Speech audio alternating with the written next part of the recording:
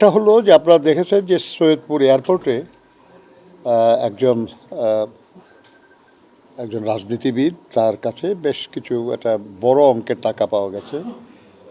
এটা নিয়ে আপনার অনেক আলোচনা হচ্ছে, অনেক কিছু। তো আমরা বলছি না আর কি যে এটা কোনো এটা ন্যায় অন্যায় ইত্যাদির বিচার তো হবে বিচারের মতো, কিন্তু যে সময়ে ঘটনাটা ঘটছে এই সময়ে এটা মানে প্রশ্নবোধক হয়ে যায় আর কি। এটা মনে রাখা দরকার।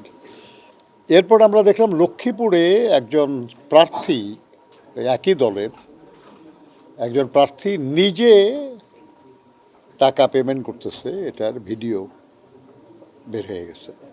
এটা চাঁপাই নবাবগঞ্জের শিবগঞ্জে টাকা বিতরণকালে হাতে নাতে একজন জামাতের নেতা আটক হয়েছে।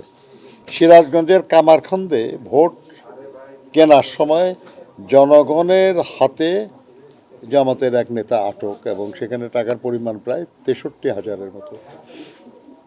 একদম পকেট থেকে বের করতেছে লোকরা আর কি, যে গেছে মানে এমন লোকজনের কাছে যা বলেছে তার মধ্যে ভুল লোকের কাছে বলে ফেলছে বোধ হয়। বরগুনা 2 পাথরঘাটা ইউনিয়নে টাকা এবং অস্ত্রসহ 2 জন আটক। নোয়াখালীর গণিপুর 6 নম্বর ওয়ার্ডে টাকা এবং হ্যান্ড বেল্ট সহ আটক। ময়মনসিংহ 1, এটা হলো ধোবাউড়া উপজেলা, সেখানে সাবান, শ্যাম্পু, তারপরে এগুলোর বিতরণের সময় এটা বেআইনি, এখন এই মুহূর্তে তো একদম প্রচারণা বন্ধ, এগুলোর জন্য আটক হয়েছে। নতুন লাক্স, যা ত্বককে করে কোমল আর দেয় ব্রাইট গ্লো। ট্রাই করো লাক্স। চট্টগ্রাম 9 ওই এলাকায় একজন জামাত নেতা কর্তৃক চাল, ডাল, তেল, ময়দা ইত্যাদি বিতরণকালে জনতা বাধা দিয়েছে আর কি, যে এটা পারেন না আপনারা করতে, আপনারা করতেছে। রাজশাহীর গোদাগাড়ী থানায় 8 নম্বর ওয়ার্ডে আলিপুর গ্রামে টাকা নিয়ে ভোট কিনতে আসা জামাত নেতা জনগণের হাতে আটক। সিলেট আপনার বাংলাদেশ খেলাফত মজলিসের প্রার্থী মুসলেউদ্দিন, ওনার পক্ষে অর্থ বিতরণকালে ওখানের একজন জামাত নেতা আটক। ফেনী 1-এ জামাত প্রার্থী এক নারী ভোটারকে টাকা দেওয়ার ভিডিও প্রকাশ। এটা আমাদের ভিডিও আমরা এখানে দিয়ে আসছি, সেগুলেন। তারাকান্দা ময়মনসিংহের এখানে ভোটারদের টাকা দেওয়ার সময় জামাত নেতা জনতার হাতে আটক। তারপরে কক্সবাজারের রামু থানার কাওয়ার খোপে ইউনিয়নের 8 নম্বর ওয়ার্ডে জামাত সহসভাপতি এবং একটা মসজিদের খতিব মিস্টার হাসান, তিনি ভোট কেনার টাকা দেওয়ার সময় সেনা পুলিশ অভিযানে বিপুল পরিমাণ টাকাসহ আটক হয়েছেন। বগুড়া 4 কাহালু উপজেলার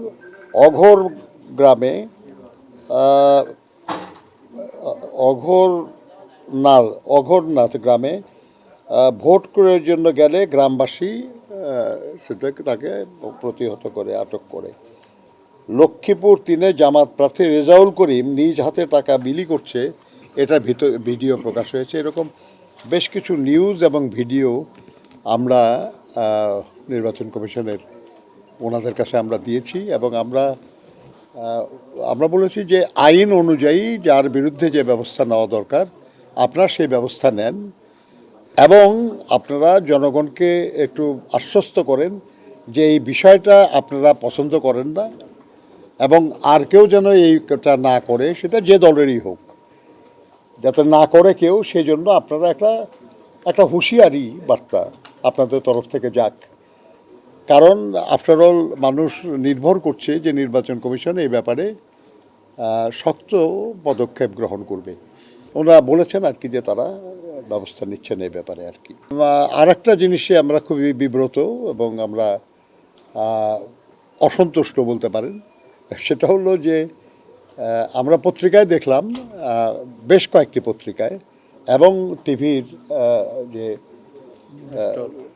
মানে যেটার খবরগুলি অনলাইনে আসে আর কি, সেখানে যে আমাদের সিনিয়র সচিব সাহেব নির্বাচন কমিশনের, তিনি বলেছেন ওই সৈয়দপুরের ঘটনার রেফারেন্সে যে 50 লাখ কেন, প্রয়োজনে 5 কোটি টাকা নিয়ে গেলেও এটাতে কোনো বাধা নাই।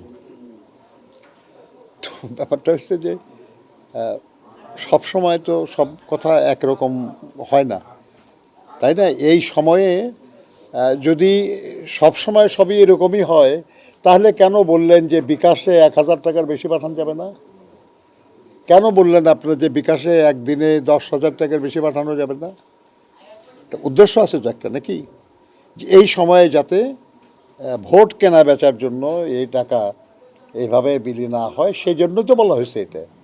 তো যদি সেটা সত্য হয়, তাহলে অন্য সময়ের যে কথা যে 5 কোটি না 50 কোটি ইত্যাদি আপনি বিলি করলে কোনো বাধা নাই, এটা তো বলার দরকার কি আপনার? কি প্রয়োজন বলার আর কি আপনার এটা? কিন্তু মজা হলো, ওনাকে যখন আমরা এটা জিজ্ঞাসা করলাম, উনি বললেন যে উনি কখনো এই কথা বলেন নাই, উনি বলেন নাই এই কথা। আপনারা সাংবাদিকরা আর কি, পত্রিকার, আপনারা এটা কোনো না কোনো নিউজ, একটা আমরা দেখলাম পত্রিকায় জাগো নিউজের রেফারেন্স আছে, তারা তো নিউজ এজেন্সি, তারা যদি দেয় তাহলে পত্রিকা ছাপাইতেই পারে আর কি, বা পত্রিকায় অন্য নিজের সোর্সে ছাপাইছে, আমরা জানি না সব কিছু আর কি। কিন্তু উনারা অস্বীকার করেছেন যে তারা এরকম কোনো কথা বলেন নাই। এবং যখন এটা প্রচার হয়েছে, প্রকাশ হয়েছে, আমরা তাদের সঙ্গে কথা বলেছি, তখন তারা আপনাদের একটা ব্রিফিং করে বলেছে যে যে এই কথা বলেন নাই, সেই কথা আপনারা কেন ছাপালেন কিংবা কেন বললেন, এবং বলে তাদেরকে এম্বারাস করলেন, তারা এটা আমাদেরকে বলেছে।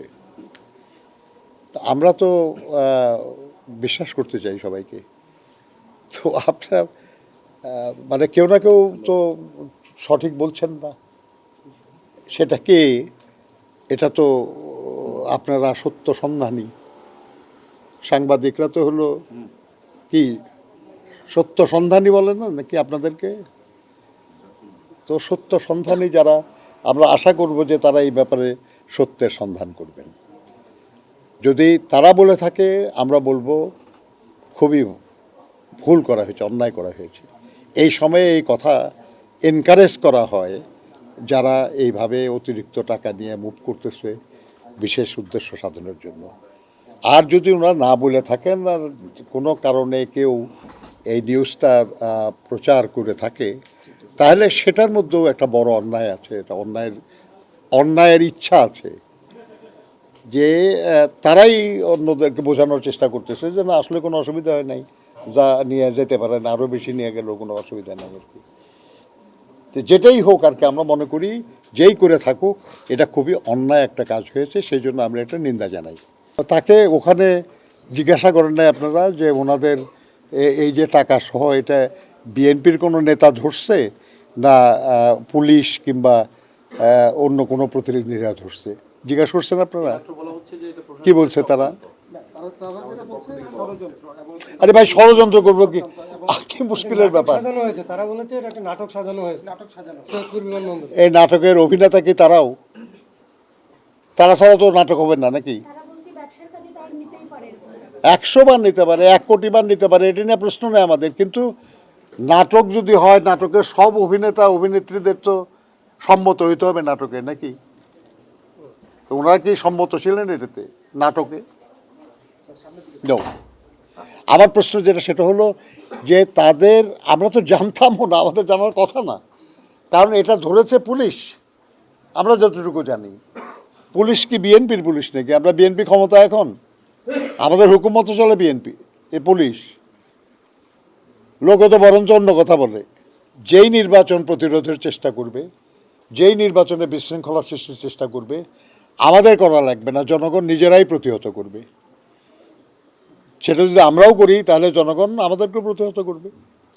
আমাদের ধারণা আর কি যে তারা আরও শক্তিশালী ভূমিকা পালন করতে পারতেন। ব্যাপার হচ্ছে যে, যেমন ধরেন আমরা যে অভিযোগই করছি, যেমন আপনারা গতকাল আমরা বলেছি আপনাদের যে একজন খুব নীতিবান, খুব তত্ত্ব কথা বলেন টেলিভিশনে টক শোতে, সেরকম একজনকে স্পষ্ট দেখা গেল যে উনি বাজারে একজনকে 1,000 টাকা দিতেছেন একটা ভোট দেওয়ার জন্য। তার হাতে যে ইগুলিন ছিল, তার সঙ্গের লোকের হাতে যে লিফলেট ছিল, সেই লিফলেটে একজন প্রার্থীর ছবি সহ একজন ছিল আর কি। আমরা এই নিয়ে অভিযোগ করেছি। নির্বাচন কমিশন আমাদেরকে বলতেছে যে সেই অভিযোগ পাঠানো হয়েছে, এই ব্যাপারে যে জুডিশিয়াল কমিটি আছে সেই কমিটির কাছে পাঠানো হয়েছে। সেই কমিটি কি করেছে, এটা নাকি ফোনে পাওয়া যাচ্ছে না তাকে। আমরা মনে করি আর কি যে নির্বাচন কমিশন এই জবাব যথেষ্ট না, এই জবাব যথেষ্ট না। আপনাদের কি আশা ছিল? আশা ছিল যে দ্রুত এই ব্যাপারে কার্যকর ব্যবস্থা নেওয়া হবে।